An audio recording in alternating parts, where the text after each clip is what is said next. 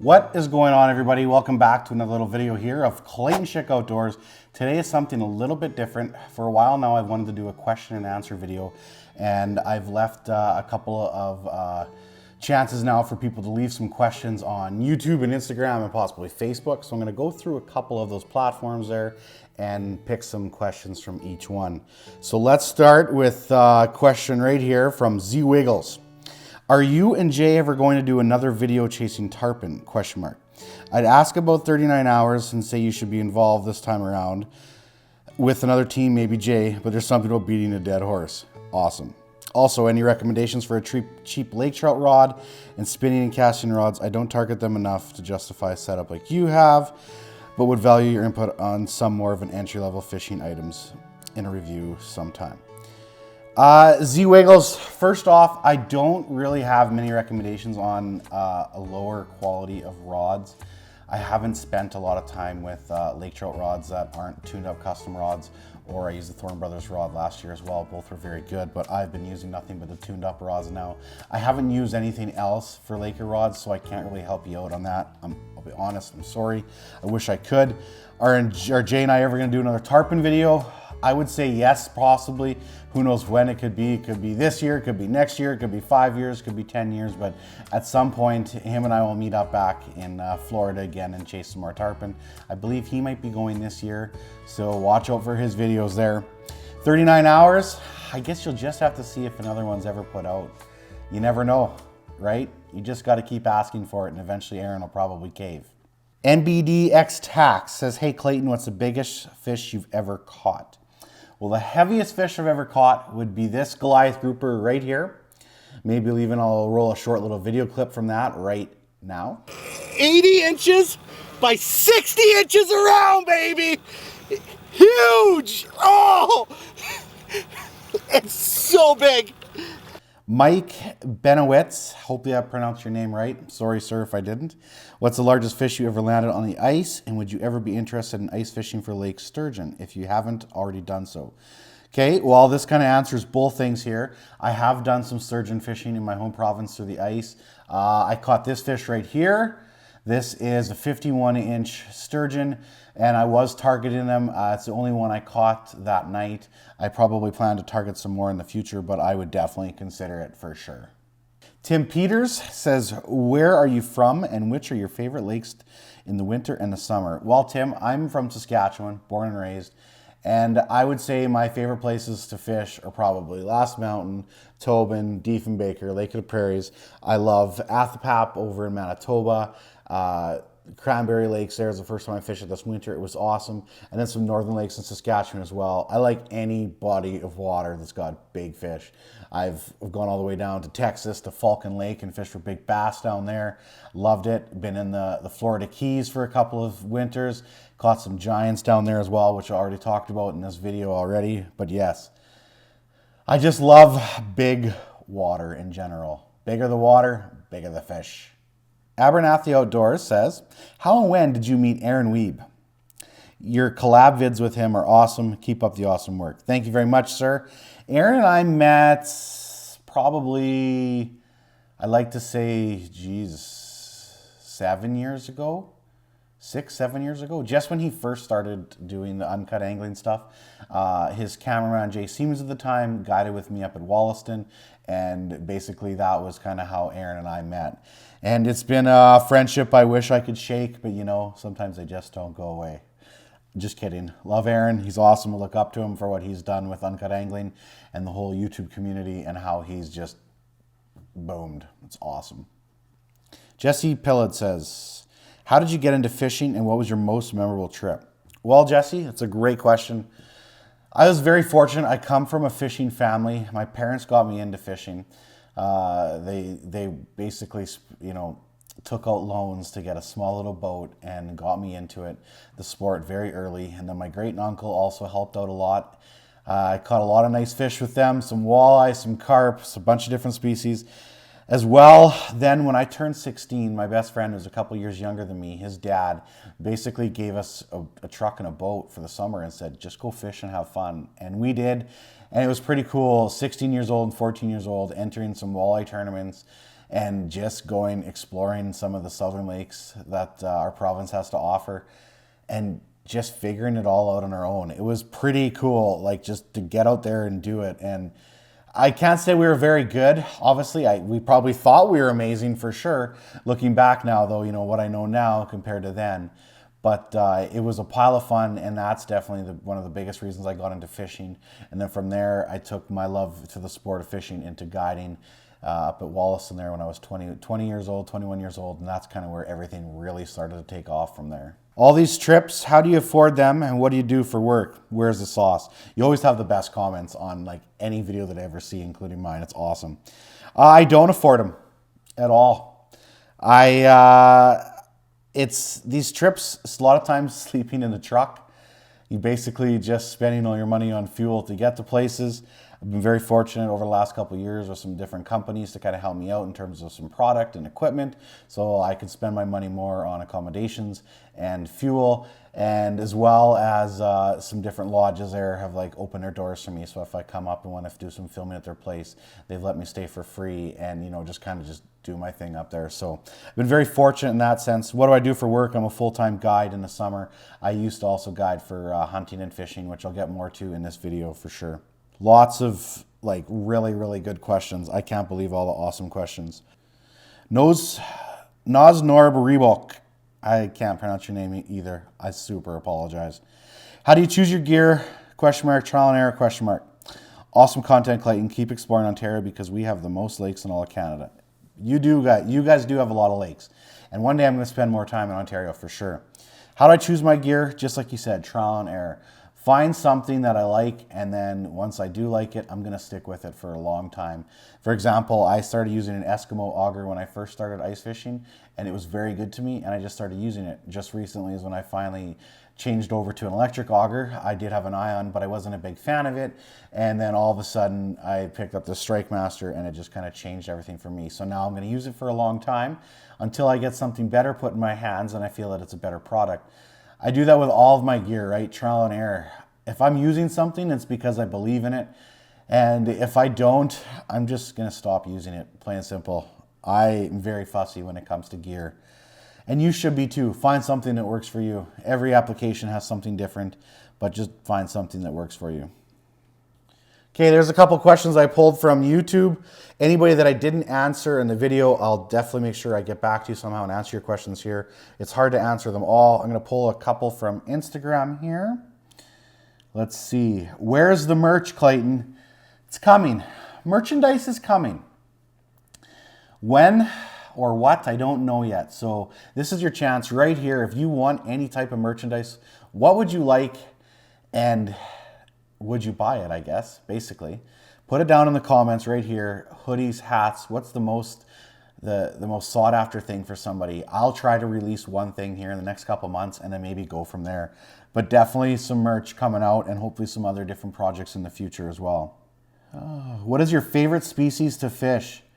Dason Hoffman. Oh boy. Lake trout? Pike? Tarpon? Oh, I honestly can't answer that. If you told me that I had to fish for one species for the rest of my life, I might quit fishing. I love everything. Big walleyes, like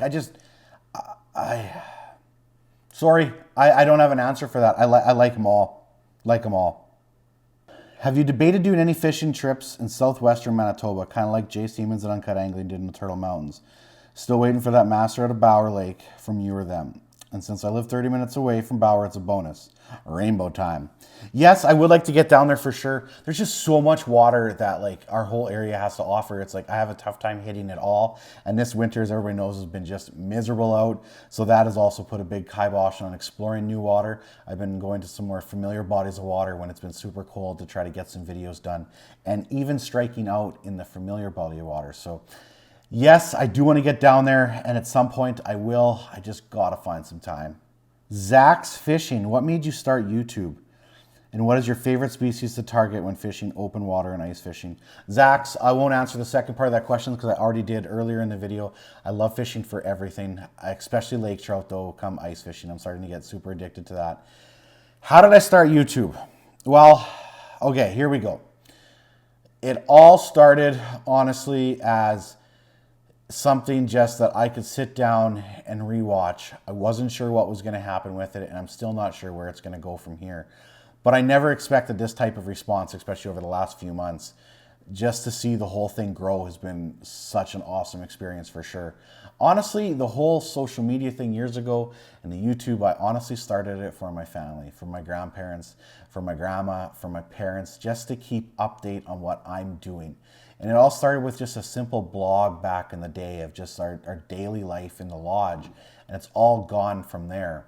As you know, it's always hard to stay in touch with family sometimes when you're away working. So that was kind of gonna get a little emotional here. That was how it all started. And I still do it for my family, and especially my dad. I'll get more into that later. Another episode of Clayton Schick Outdoors. Get it together, bud. But I've taken the YouTube thing and my love for fishing, and I'm just trying to spread it to everybody and just trying to get more people outside. Get outdoors, enjoy it. You never know what you're gonna find. That's why I wanna make my channel for every different level of people too. Somebody that's just getting into the sport. What do I do? Where do I go? Somebody that's been fishing for a long time. Maybe you can get some type of, of a little more of an answer from me, something that's super technical that you can be like, you're already a good fisherman, but it's like if you take that one little trick from something that I do, it can advance your fishing, right? Fishing is all about learning from yourself and from other people. As soon as you get in a closed-minded, as soon as you get into a closed-minded mindset, I'm so bad with words sometimes. I'm lucky I even graduated. But as soon as you shut your mind off and you get super enclosed into thinking that you know everything, you might as well quit, because that's never the situation. You can always learn something from somebody else. I learn something in the boat every single day when I fish with a client. I'm steadily watching them. Maybe they've never fished before, and all of a sudden they do something. I'm like, wow, I was like, if I got my other clients to do that, we might be able to catch more fish. I'm rambling, so I'm going to kind of cut that question right there. And sorry to get all emotional for a minute. I'll get more into my whole father thing in the future. But I didn't know where it was going to go. But YouTube is like, it's just opened so many doors for me so far, and I'm excited to see where it's going to go in the future. I'm going to go to Facebook here for a couple of questions, or for at least one question. I'm probably going to wrap this up because this video is already getting pretty long. Neil Diamond says, hey Clayton, what are three of your pet peeves in the fishing world? He's got a longer question there, which I'll put up on the screen, obviously. Okay, it can be anything. Number one, taking care of the resource properly. There's no reason to weigh every single fish you catch. When at the end of the day, when somebody says, how'd you do? It was good. I got an 18-pound pike and a 15-pound pike and two 7-pound pikes and a 6-pound pike. Why did you have to weigh all the smaller fish? Anytime you put that much extra pressure on the fish, it's that much more harmful for them. Get them out. Get them back in the water, Take care of that resource. If you want to catch great big fish in the future, that's how you do it, by taking care of every fish you catch. You can't catch a 20-pound pike if you're going to kill an 18-pound pike. Plain and simple. You'd be surprised if you fish a lot of the same bodies of water over the years. Your biggest fish, if you take pictures of them, put those pictures side by side. I dare you to compare all the photos. You'll be surprised how many of those fish, and you use pike for example, that you've caught over and over. There's not as many big pike in a body of water as you believe there is or think there is. But with proper catch and release, you can catch them over and over again, or a child may have a chance to catch that fish too, or maybe somebody out that's never caught a 20-pound pike before, all of a sudden they come out and they catch the biggest pike of their life too. But preaching about the whole proper catch and release thing, just taking care of the resource in general and trying to help the next person to do it too. If you see somebody on Facebook that has a picture of a pike and it's bleeding everywhere and they're holding it vertically with a scale, tell them nicely about, hey, this is why, and how we can do it. Try to help them understand. They might be stubborn right away and say, oh, what do you know? And you're going to get jumped all over. But just help them understand. And eventually, if they hear it from enough people, maybe all of a sudden they'll kind of change their ways. It never hurts just to give somebody a little bit of a push in the right direction. Don't jump all over them negatively. Do it in a positive manner. Nice fish. Here's something maybe you can do for the future to take better care of your fish. I've seen a couple groups out there, and I'm rambling here. Over the years, I've watched them when they first started. I was looking at their stuff. I'm like, oh, what are you guys doing?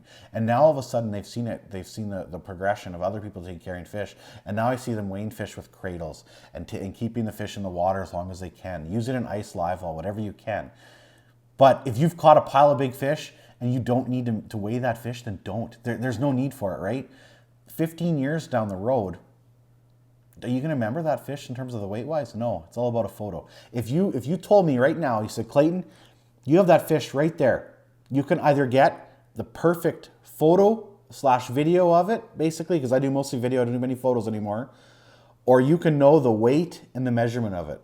I'm going to pick that photo and that video every single time, because the weight and the measurement years down the road, it's not going to mean a lot.